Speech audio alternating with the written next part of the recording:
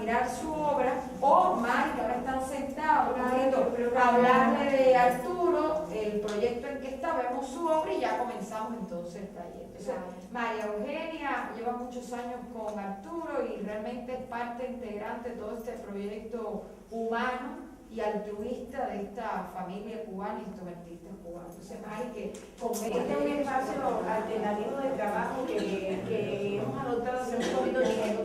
No tiene realmente todas las condiciones que hubiéramos querido ahora, pero bueno, funciona, yo creo, para hacer este encuentro muy bien. Lo que montó todo donde nosotros vivimos, que es del lado de allá de la bahía, ustedes saben que La Habana hace una bolsa, y del lado de acá que estamos. Es un pintor básicamente. Él se graduó de murales en la escuela en esta escuela en Rusia. Él estudió el mosaico bizantino, es decir, todas las técnicas clásicas del mosaico, y en eso es máster en Bellas Artes. Pero es un pintor básicamente, es decir, la pintura es lo que realmente es su formación básica.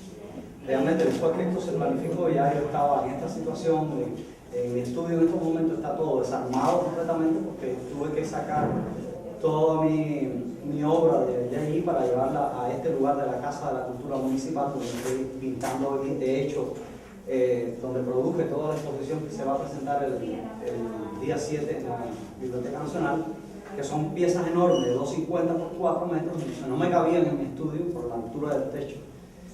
Y lo he hecho todo ahí. Ya de hecho me quedé trabajando en esa casa de cultura y acá estoy haciendo este taller con los muchachos de la comunidad, que son graduados de la Escuela de Arte.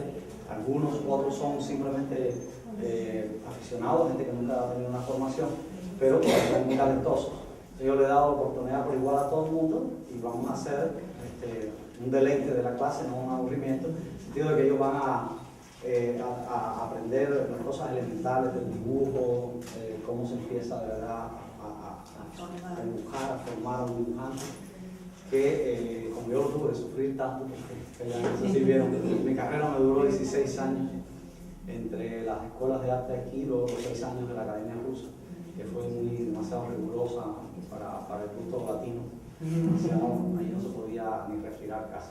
Una formación esta europea y sobre todo eslava, muy dura, a pesar de que la academia tiene un tinte italianizante, porque la historia de los artistas rusos en los tiempos del zar era que cuando terminaban la academia, pues el zar los mandaba a Italia, y en esa academia justamente la técnica del mosaico, aprendí todas las técnicas del mural, que soy muralista, y mi tesis la hice en mosaico. Entonces, siempre me ha gustado. Ahora acabo de hacer un trabajo en México, en la Playa del Carmen, en la Riviera Maya, para, si se lo contaron, justamente esa técnica, un mural de mosaico. Y bueno, lo que les decía es que en Rusia el rigor de la formación era tremendo, ¿verdad? En general había que hacer el día entero trabajando, todos los días de la semana. Y eso a mí me molestaba mucho, es lógico, pero después que pasan los años y uno se va poniendo viejo, uno empieza a agradecer todas esas cosas, empieza a acordarse de los maestros que eran rigurosos y pesados, y uno dice, qué bueno era ese maestro. Y aquel entonces lo detestaban, pero realmente la exigencia es, digamos, un pasaporte para la futuridad después de la futura obra del artista, que puede salir de verdad mucho más. De hecho, bueno, yo, me perdonan si les digo que mi pintura, como ustedes ven, es una pintura bastante trabajada, bastante elaborada, no es una pintura ligera, bueno, aunque tengo este tipo de cosas también, porque en esencia soy un artista abstracto. A mí, ayer se lo decía. A mí. Ajá, le decía yo que justamente mi vocación es de la abstracción, siempre me ha gustado y he pintado mucho abstracción. Pero cuando hice la academia y todo esto, y me propuse en los años 90, principios de los 90, hacer un tipo de obra obligado, porque yo no tengo paciencia para pintar eso, lo confieso, en serio, yo no tengo paciencia para pintar eso, yo no puedo, mi espíritu es de barrar y de tirar, es lo que me gusta hacer. Pero me lo puse como un ejercicio intelectual, quería saber si yo era capaz de hacerlo, ¿no? Entonces empecé a hacer este tipo de obras tan elaboradas, tan académicas, por capas y transparencias, a la manera clásica. y logré esa obra por la que la mayor parte de la gente me conoce y por lo que he sido más reconocido. Pero en realidad no, ahora estoy como en esa camisa de fuerza, ¿no? Que quiero zafarme y no me dejan. Y entonces, más que el mercado, es la gente la que no me deja. La gente dice, pero no puedes dejar de explicar eso. La gente así como medio fascinado por esas cosas, ¿no? Esa combinación que yo quise hacer entre, o sea, he pretendido abarcar un poco la experiencia de la pintura, la historia de la pintura, sobre todo la pintura del Renacimiento hacia acá, que es la etapa de la historia del arte en que se, digamos, las convenciones de representación que se usaban antes del Renacimiento hacia atrás, desde que existe la historia del arte, eran siempre diversas y no tenía nada que ver con un sentido óptico de la realidad, de la representación de la realidad. Y ustedes saben que alrededor hay un libro, no sé si algunos lo pueden conocer y el que no lo conoce se lo recomiendo, muy interesante, lo conocí estando en Estados Unidos. Una profesora también me dijo, ha salido un libro de David Hockney, el artista, ¿verdad? Que se llama El conocimiento secreto de los grandes maestros.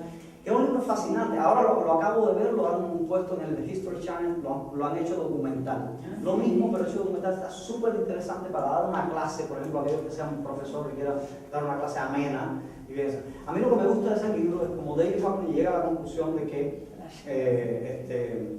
del Renacimiento hacia acá, de 1400 y tanto, 30 o algo así, ya para acá, casi toda la pintura que se ha hecho o de un modo óptico, es decir, o con óptica o de un modo óptico. Es decir, sabemos que Rubens no usó la óptica, por ejemplo, y que hace una pintura a ojo totalmente, pero está influenciado por los venecianos, y los venecianos a su vez sí emplean la óptica, en fin.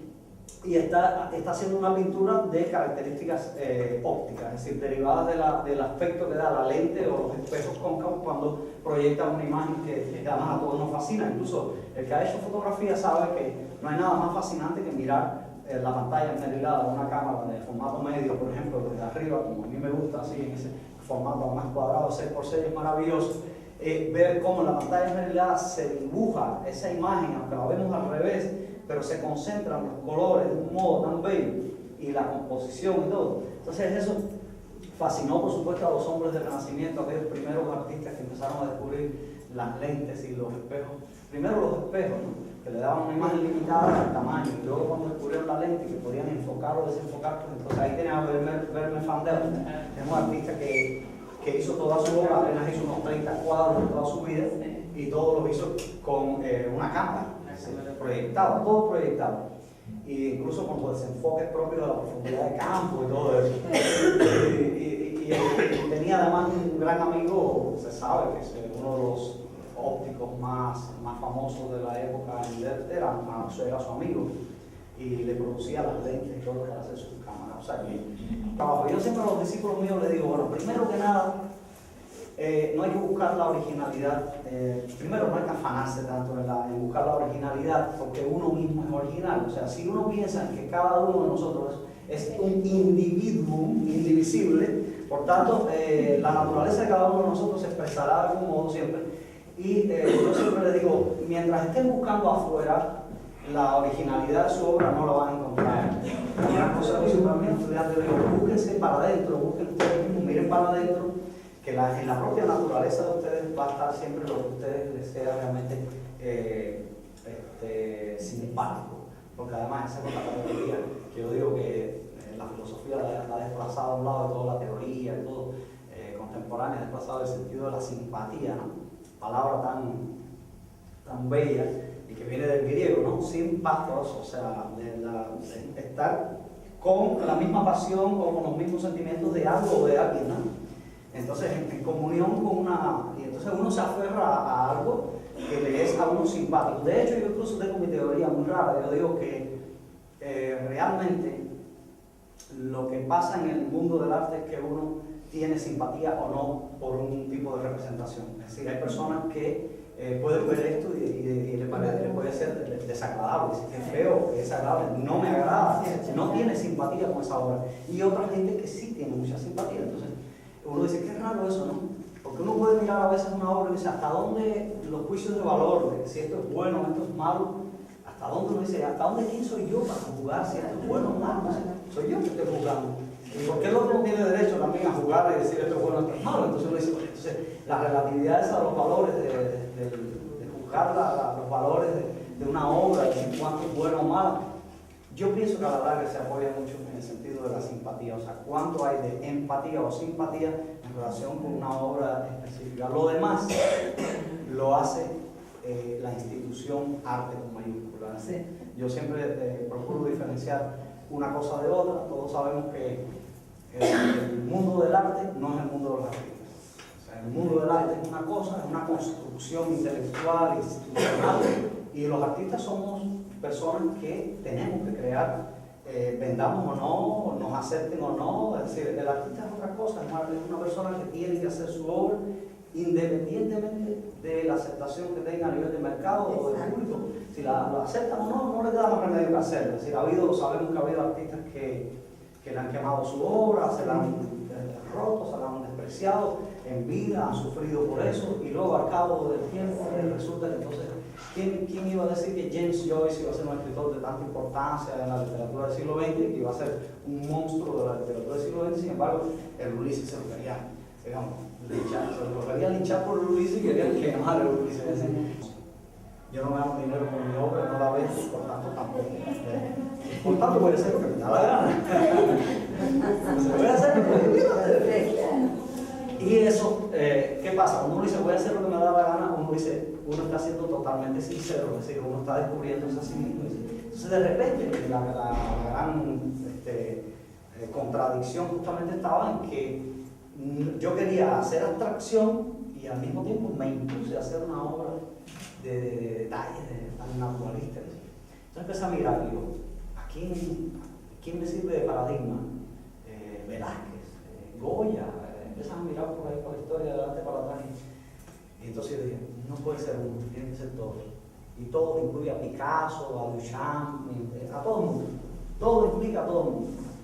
Y ahí eso es lo más complejo. Entonces hay que empezar a agarrar toda la experiencia que uno puede de acá y de allá y hacer una especie de bola de cristal, a través de la cual uno puede decir, yo creo que por aquí estoy descubriendo algo. Entonces, yo me fijaba en una cosa, decía, bueno,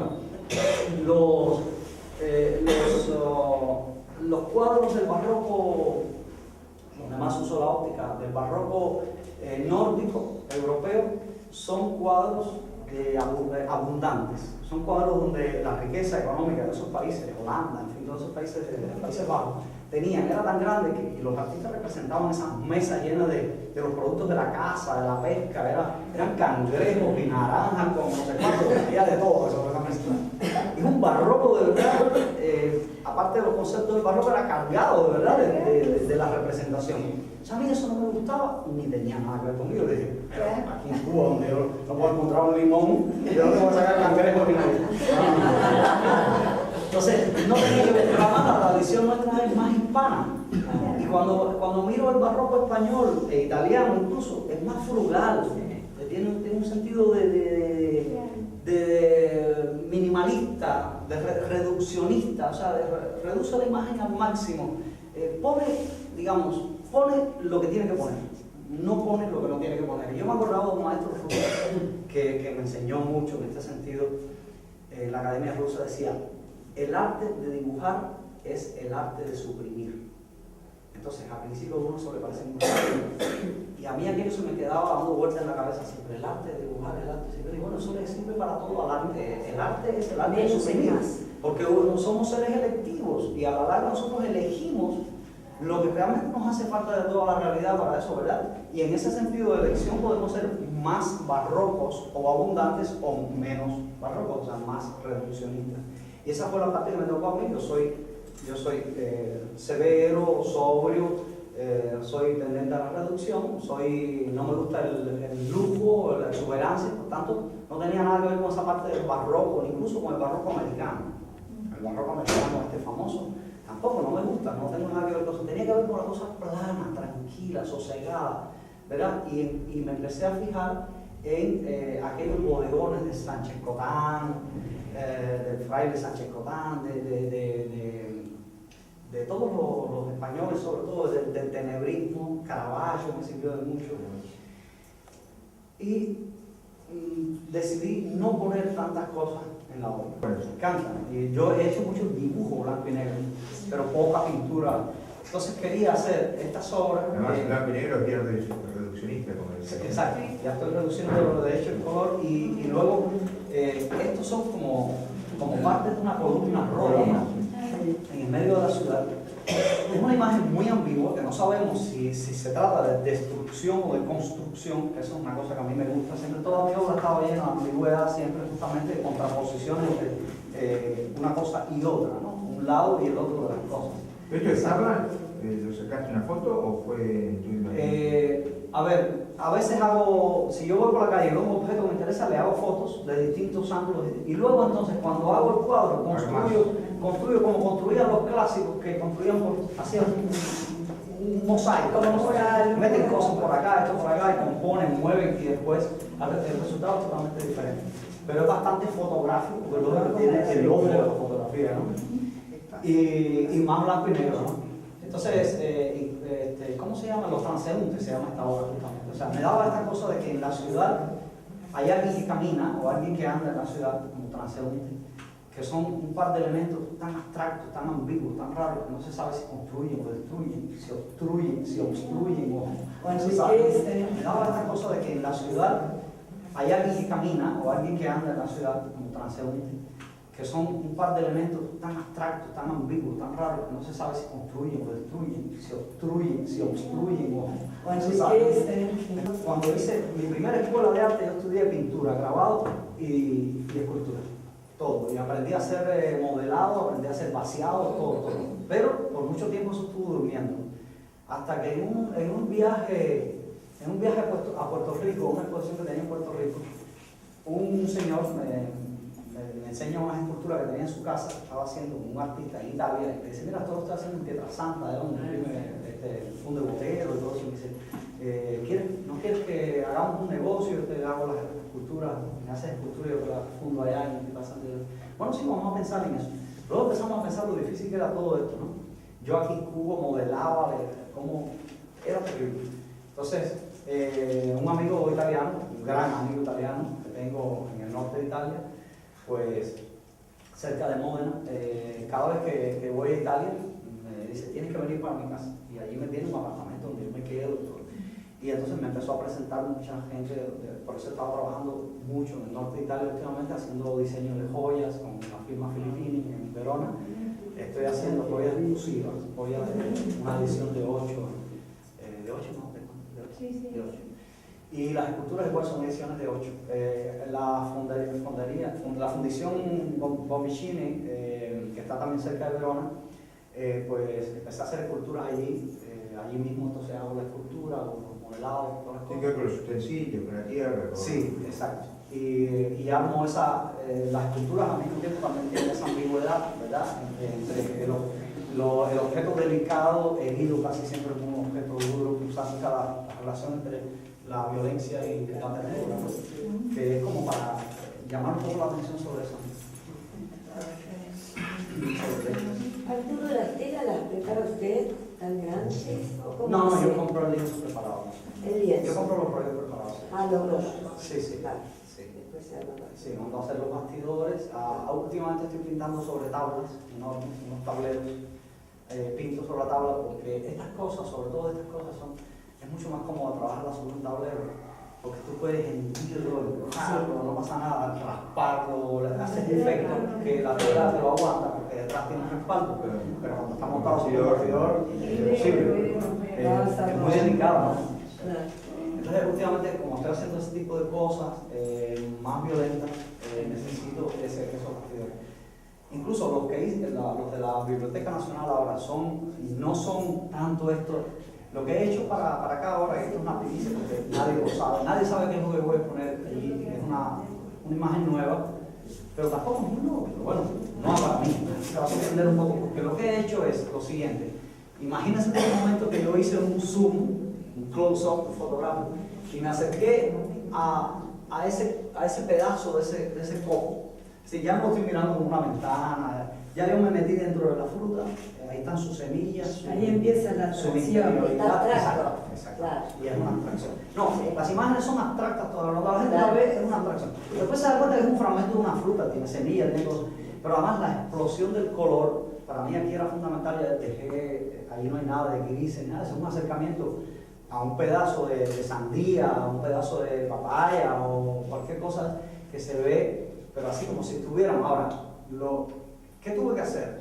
Lógica, bueno, hacer un acercamiento y pintarlo de este tamaño significa hacer una postal de correo, o sea, de correo, no sé, había que hacerlo lo más grande posible. Entonces me acordé de Aristóteles, decía, ni tan pequeño que no se vea, ni tan grande que sea incómodo verlo. La mesotez, que le llamaba, el término medio, decía que era necesario hacer las cosas de un modo tal que nos resultaran cómodas. Y la escala humana, la escala del hombre es siempre, por supuesto, la más cómoda para nosotros. Es decir, un cuadro de este tamaño nos resulta cómodo y nos parece que nos podemos meter dentro de él y jugar con esos espacios. Cuando son pequeños como estos, los vemos más como ventanas, o sea, como si nos asomáramos a ellos. Estos no, en estos nos invitan a entrar, metemos el espacio y hasta un poco más grande. Yo creo que ya cuando pasa un formato de 250 por 4, como te he hecho ahora, ya 250 de alto por 4. Y para museos, o sea, para perspectiva. Exacto, ya necesitaríamos un hangar enorme, un galpón enorme para ver las obras, porque al final es incómodo para la vista. Tenemos cierta distancia para ver que sea. Si yo lo he hecho, creo, en el punto ese, justo en una sala que creo que es de las pocas que hay aquí en La Habana que aguantan eso. Incluso son de 2x2.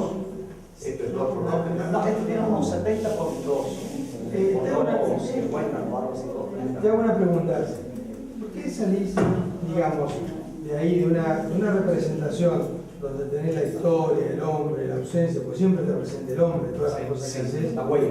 Está la huella, porque es la impronta cultural del hombre ya, a su historia y su ausencia, que está manifestando en todas las obras que había allá, donde tenés herramientas de trabajo, donde la gente se ve que está, que ha puesto eso. Te vas a una cosa de un zoom en donde el hombre es como que no está. ¿Crees? Yo sigo pensando que está. Bueno, de hecho, yo pienso una cosa. Yo creo que se hace imposible representar algo. Yo creo que se hace imposible representar algo donde el hombre no esté presente. O sea, incluso la abstracción. Pues, mi criterio es el siguiente. Y me voy a Aristóteles, al mundo griego. O sea, a mí me gusta mucho Aristóteles, lo he estudiado de hecho un poco. O sea, nos preguntamos, ¿qué cosa es la representación? Y la representación viene, bueno, del ritual mágico, como ustedes saben. O sea, es un modo en que la misma palabra lo dice, es representar, es decir, es traer lo que es pura presencia en la realidad, lo que está ahí presente. El mundo es tan múltiple y está presente, y nosotros que intentamos de algún modo expresar algo de ese mundo, pues de algún modo tenemos que ir a algún ámbito o alguno de los ámbitos de esa realidad y extraer de ahí algo, seleccionar algo, ¿verdad? Para expresarlo, es decir, comunicárselo a los demás, en fin. Y en ese acto estamos haciendo un acto de representación, es decir, es volver a presentar aquellas cosas, pero ya filtradas por el cerebro humano, es decir, por lo que realmente, por la experiencia además, porque cada uno de nosotros tiene una experiencia determinada y va a ver las cosas de un modo determinado. Cuando ya representamos, estamos expresando no la realidad, nunca, sino nuestra realidad. O sea, no. Por eso es el error de querer buscar, hacer un parangón directo entre el objeto representado y el objeto real.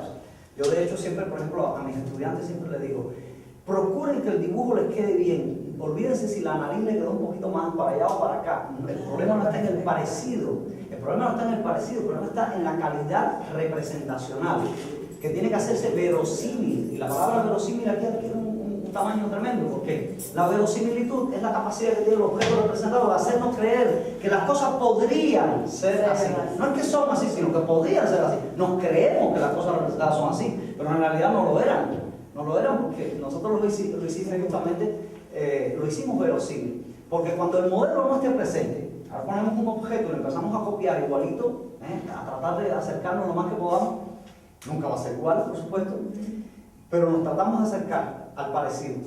Pero dentro de un año o dos, el objeto ya no está, el modelo no está, nadie lo vio, viene alguien a ver el dibujo y dice, ese dibujo está feo, malo, bueno, empieza a emitir juicios sobre el dibujo, no sobre el modelo que tenía.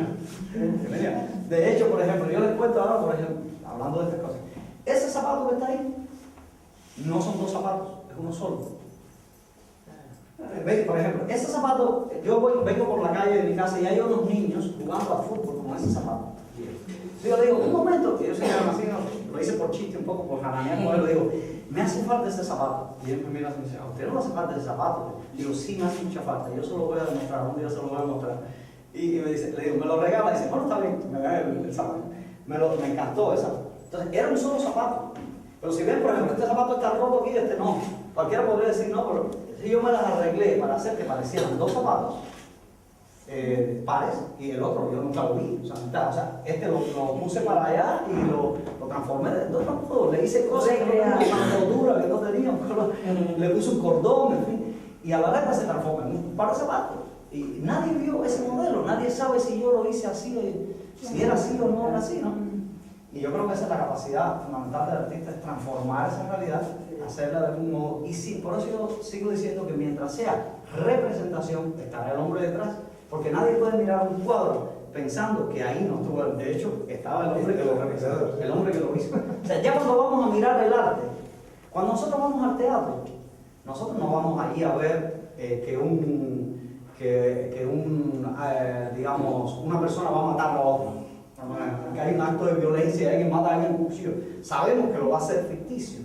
Entonces, además, vamos al teatro y es una convención, sabemos que vamos al teatro. No vamos a Palermo a ver cómo alguien acuchilla a alguien. No, por ejemplo, el barrio malo decía Borges, siempre decía.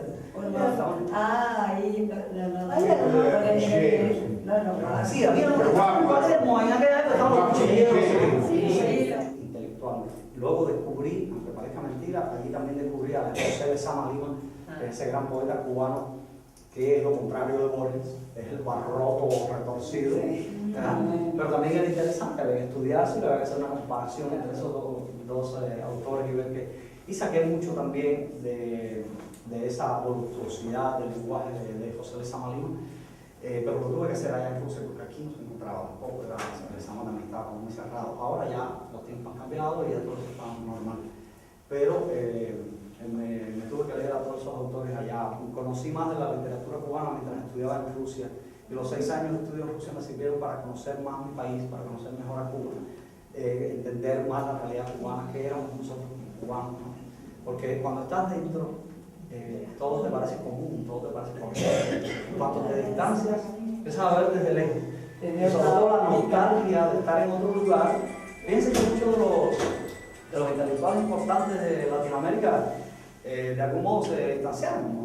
Gabriel García Márquez hizo su obra en México, escribió 100 años de soledad, como dice él, haciendo las colas de gobernación para que le dieran su residencia en México. De verdad, dice que pasaba horas y horas interminables y escribía 100 años de soledad. En París, Cortázar, por Dios, o sea, muchos importantes escritores latinoamericanos hicieron su obra en París o en Nueva York. O sea, no es porque aquel fuera el mundo que les hiciera buenos, ellos ya eran quienes eran, pero lo que les hace despertar, salir de esa cotidianidad y entender su mundo mejor y empezar a escribir cronopios y famas y cosas que desde su punto de vista quizás no lo podía ver. Entonces, eso me pasó a mí también. O sea, Rusia para mí fue el mundo ese distanciado, raro, ajeno, una lengua totalmente diferente que había que dominar, difícil. Había que sentarse a escuchar una clase de filosofía o de estética en ruso y luego darla oralmente frente a un profesor que la aprobara, que diera las notas, ¿no? Y eso para mí fue un reto, un desafío tremendo y, bueno, y me sirvió para mi crecimiento. ¿Qué edad tenías? ¿Qué edad tenía cuando eso? Yo me fui de Cuba para allá a estudiar, creo que tenía 24 años.